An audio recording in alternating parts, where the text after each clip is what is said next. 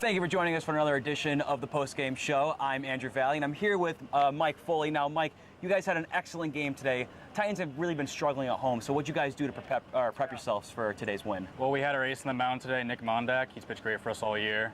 He struggled a little bit with his pitch count, but he kept us in the game. 5 innings, I think 0 earned runs, 3 hits. Well, I mean, you helped out there in the field as well. Yeah, we played great in the field today. 100 Charlie, a couple double plays with coaches. I had a couple of diving catches, good plays, and entire defense played great today.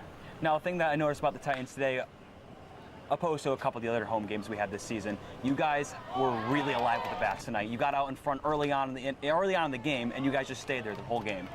How was that down over in the dugout? How was everyone's attitude when you guys came up to bat? Yeah, well, we're on a 2-game losing streak, and we just wanted to lose that losing streak right away. And I think with Mondak on the mound, we knew we were going to get a good performance out of him. We seen him scratch a couple of runs, and we ended up getting a good amount of pitches over the middle of the plate and drove the ball well today. Playing in center with Mondak on the mound, does that add a little more stress? Because you know he's going to do well. So when a ball gets hit to you, do you just feel like you have to get that extra umph out there?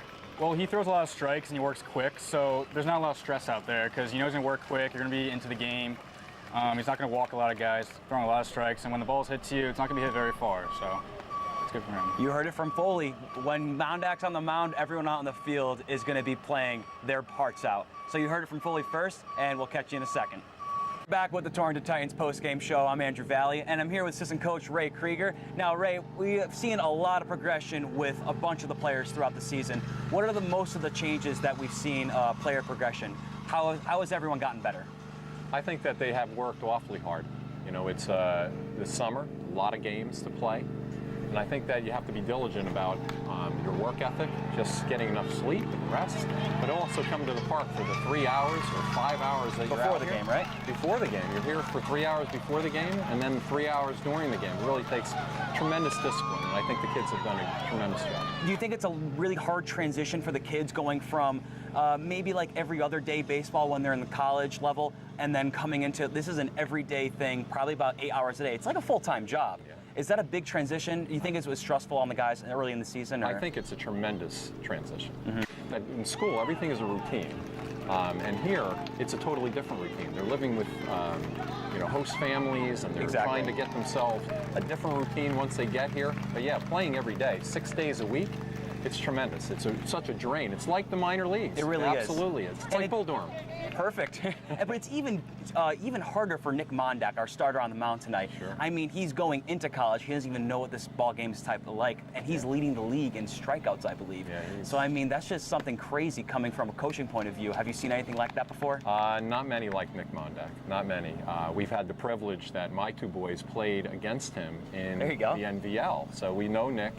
And he's just a tremendous community kid. Guy right here, right? Community guy, yeah. He's a better kid than he even is a pitcher, and he is our best pitcher by far. And it is quite a difference playing against high school kids, playing against some of the best college kids in the area. Mm-hmm. He's done just a phenomenal job. But you don't really work with more of the pitchers, you work more with the hitters, is that right? Primarily the hitters, but help out with the pitchers too. Purcell, our first baseman, he stayed in the 4 slot, 3, 4, or 5 slot all year long. Sure. How do you keep someone like that so relevant in your lineup?